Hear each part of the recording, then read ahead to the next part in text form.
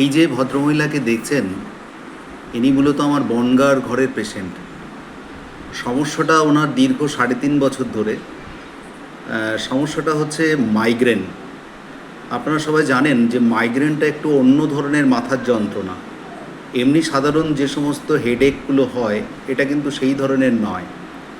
মাইগ্রেনের যন্ত্রণা যাদের হয় তাদের বিশেষ করে কোনো এক পাশ, ডান বা বাম পাশে দীর্ঘদিন ধরে অসহনীয় যন্ত্রণা হতে থাকে এবং এগুলো থ্রবিং পেইন, মাথার মধ্যে ভীষণভাবে দপদপ করতে থাকে এবং সেই যন্ত্রণা অসহনীয় সহ্য করা যায় না। মাথা চেপে তারা শুয়ে থাকেন যারা এতে আক্রান্ত হন, এবং শব্দ, আলো এগুলো তারা সহ্য করতে পারেন না সেই সময়। আপনার ক্ষেত্রেও সেইগুলো হতো কি না? সেগুলো হতো। এগুলো দিয়ে উনি অনেক দিন ধরে ভুগছিলেন, অন্তত 3.5 বছর ধরে। তো যারা এগুলো সবসময় অন্য কোনো প্যাথি দিয়ে ট্রিটমেন্ট করতে চান তাদের বলি যে হোমিওপ্যাথির পরে আস্থা রেখে আপনি আপনার চারপাশের কোনো না কোনো হোমিওপ্যাথির কাছে যান, হোমিওপ্যাথির কাছে যান যারা সঠিক হোমিওপ্যাথটা করেন। তাদের কাছে গিয়ে এই জাতীয় রোগগুলো অনায়াসেই সারুন। এক গাদা খরচ, এক গাদা ঔষধ এগুলো খাওয়ার দরকার নেই। অতি সহজেই আপনারা মাইগ্রেনের মাথার যন্ত্রণা সারতে পারেন। দিদি, আপনার মাথার যন্ত্রণা সেরে গেছে, ভালো আছে তো? দীর্ঘ কতদিন ধরে ভুগছিলেন আপনি? 3.5 বছর ধরে।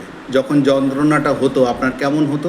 মাথার চুল মনে যেন ছিঁড়ে ফেলি, তারপরে বালিশ চেপে দিই, বালিশ আবার কোনো সময় মাথার উপরে তুলে দিতাম, মানে এত যন্ত্রণা হতো। ঠান্ডাতে কোনো রাতেই কিছু হতো না, বমি পেত। শুনতে পেলেন তাহলে? মাইগ্রেনের যে যে লক্ষণগুলো সাধারণত মানুষের মধ্যে দেখা যায়, প্রত্যেকটা ওনার মধ্যে ছিল। উনি বালিশ চাপা দিতেন, মনে হতো মাথার যন্ত্রণায় মাথার চুল ছিঁড়ে ফেলি। তো এইসব যন্ত্রণাকর অবস্থা থেকে কিন্তু উনি বেরিয়ে এসছেন, উনি ভালো আছেন। উনি খুব হাসি মুখে আজ এসছেন, যে আমাকে অনেক থ্যাংক ইউ জানাচ্ছেন এক প্রকার বলতে পারেন তার ভাষায়। তো এইটা কিন্তু সম্ভব। আপনারা হোমিওপ্যাথির পরে আস্থা রেখে হোমিওপ্যাথি খান, আপনারাও মাইগ্রেনের যন্ত্রণা থেকে ভালো থাকবেন। আমি হয়তো ইতিপূর্বে আপনাদের এইরকম ভিডিও দেখিয়েছি।